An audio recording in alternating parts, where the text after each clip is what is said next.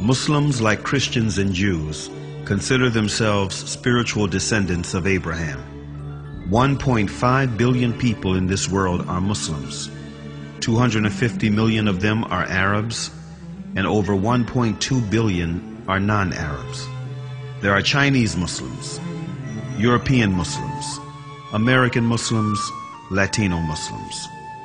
1 out of every 5 people in this world is a Muslim, which is enough reason to learn about Islam.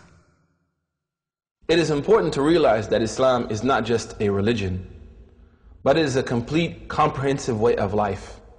It's not something that we only do on Fridays, but it carries over into our workplace, our families, our communities, and our friends. Linguistically, in the Arabic language, the word Islam comes from the root word salama. And from this root, you can have 3 different words with 3 different meanings. The first one is submission, the second one is purity, and the third one is peace. Submission, purity, and peace.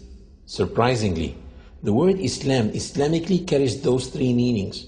The word Islam Islamically means that if any person fully submits himself or herself to the will of God and worships God purely without any association with God, worships God alone, he or she should live in peace and harmony in this life and in the hereafter. So the word Muslim in the Arabic language doesn't mean literally a follower of Prophet Muhammad. The word Muslim literally means someone who submits to the will of God and worships God alone.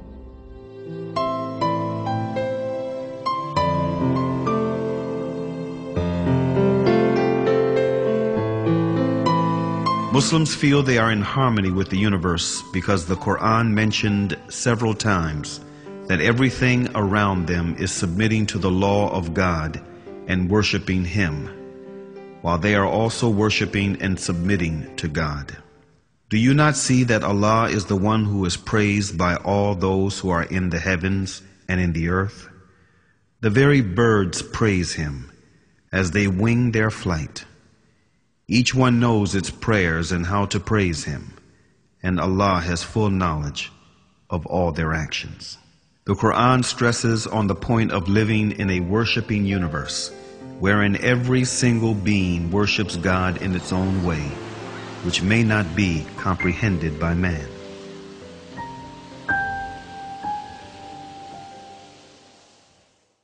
The Quran says, "The 7 heavens, the earth, and all beings therein declare His glory. There is not a single thing that glorifies Him with His praise, but you do not comprehend their hymns of His glory." These verses become very inspiring for me when I hear the birds twittering early morning or at sunset. I say, oh my God, can this be their 2 prescribed times of prayer? Or when I go to the lake and I see the duck swimming in a V shape like that, I say, can this be a congregation prayer that they do? And this duck in the front, can it be the Imam duck? I look at the creation like musicians in a concert. Each one is playing one instrument, but at the end, all of them are contributing to the same tune. The universe is in harmony.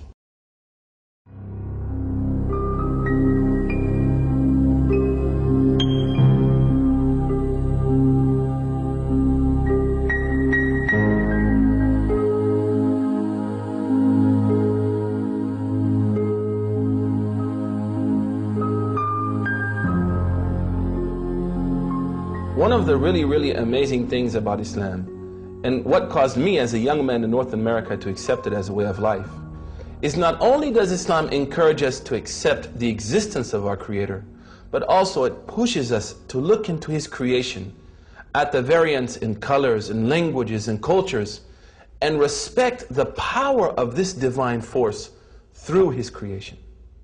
One of the most basic facts in Islam and most important beliefs is that there is a Creator. And one of the ways of recognizing His existence and mightiness is by studying creation. The Creator said to those who believe and those who do not believe in the Quran, "In the creation of the heavens and the earth, and in the alternation of the night and the day, there are signs for people of understanding."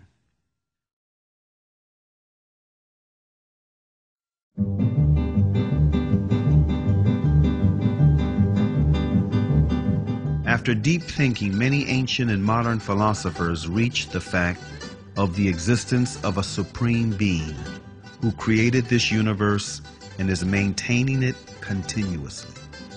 Aristotle, an ancient Greek philosopher and student of Plato, tried to demonstrate this fact, saying, "We hold, then, that the God is a living being, eternal, most good, and therefore life and a continuous eternal existence belong to the God, for that is what the God is."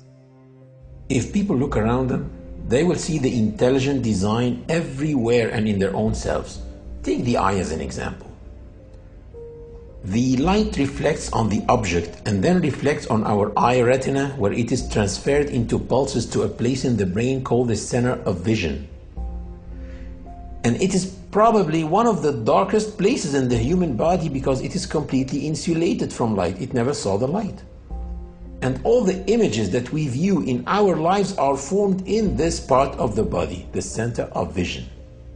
We see all these bright, sharp, three-dimensional images in this part of the body, while thousands and thousands of engineers in TV factories are trying to come up with an image as sharp, bright, and clear, but still they cannot. And if someone claimed that TVs that we have at home just came by chance, atoms accumulated and made those TVs, no one will believe it. But still, some people believe that the vision system came by chance. Same applies for hearing, taste, the way kidneys work, the way livers work, etc., etc. The Creator said in the Quran, "Were they created without a creator, or were they their own creators?" René Descartes, a noted French philosopher and one of the most influential thinkers of modern times, was led to belief in God through doubt. He doubted that there is God, but doubt meant to him that he thinks, which in turn meant that he exists, which therefore meant that he was created.